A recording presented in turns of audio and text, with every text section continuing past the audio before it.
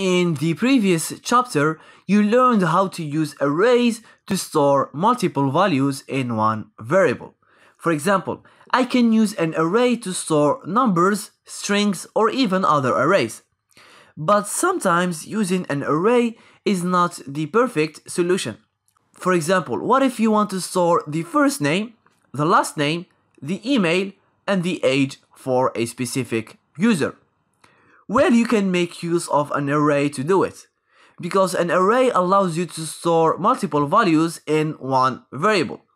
So I will create a variable person, then the first item will be the first name, then the second one will be for the last name, the third one will be for the email, and the last one will be for the age. But now, to access the first name, I have to remember that the first name is at index 0. To access the age, I have to remember that the age is at index 3. Although we could store multiple values in one variable for this case, using arrays is not the best solution. Instead, we will use objects. Let's remove all of this and create an object. To create an object, this is pretty simple. You create it using curly braces. Then here let's make use of white spacing. And here I can create a name value pair. This object will have the property of first name. Then to give it a value, you first add a colon, then you write your value here. So let's console log the variable, and now we have an object that has the property of first name. Let's give it another property, the last name. Here we add comma, so you have to add a comma, then you move to the next property. Now we have the first name and the last name. And to access just one of these properties, it is simple. You just write the name of the objects, then you add period. The period means that we want to get into the objects, and here I want to access the last name property, so here I write last name, and now we have the last name property that is on this object. Here, if I don't use the right property name, for example, if I do this, you will have undefined.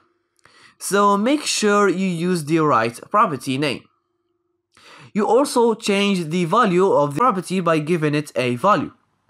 And now let's console log the object, and great, it has changed. Now let's also give to this object the email property and the age property. You can go here and add the email property and the age property like we did with the first name and last name properties, or you can add new properties by simply doing this. I want to add an email property to my object.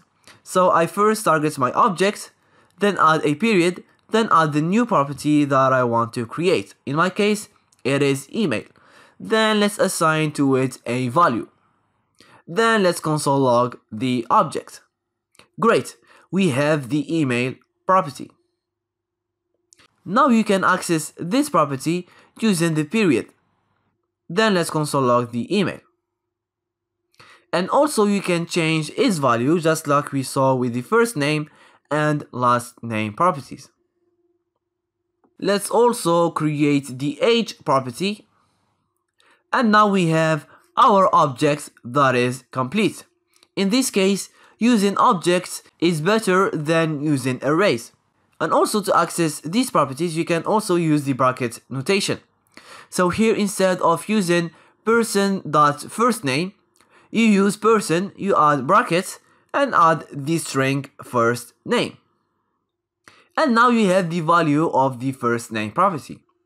Make sure you add single quotes or double quotes so JavaScript will consider this as a string. Otherwise, it will be considered as a variable and it will go and look for that variable. Here, since we don't have a variable that is called first name, it will throw an error. But we can create a variable here. I will call it property. And let's give to this variable the same value as this property. And now we can refer to this variable here. Great, it is working. If we give it a value of this property, first name, JavaScript will take the value of this variable and puts it here. It is as if we had the string first name here. It will return the same thing. Now if we give to this variable another value, for example email, it will return the email. So bracket notation allows you to get the properties dynamically. Unlike the dot notation, you cannot use the dot notation with a variable.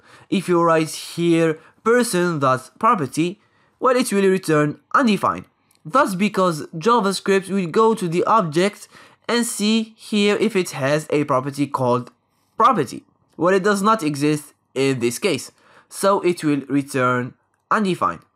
So remember, if you want to get or set an object property or an object method dynamically, you have to use the bracket notation.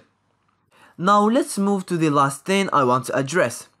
Here when defining properties, we used communication, so this is one word. But if you want to have a property called first name with a space between these two words, well, if you do it like this, it will throw an error.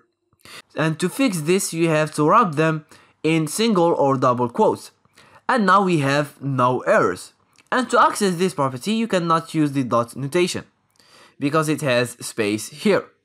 If you use person first and leave a space, then add name, it will throw an error.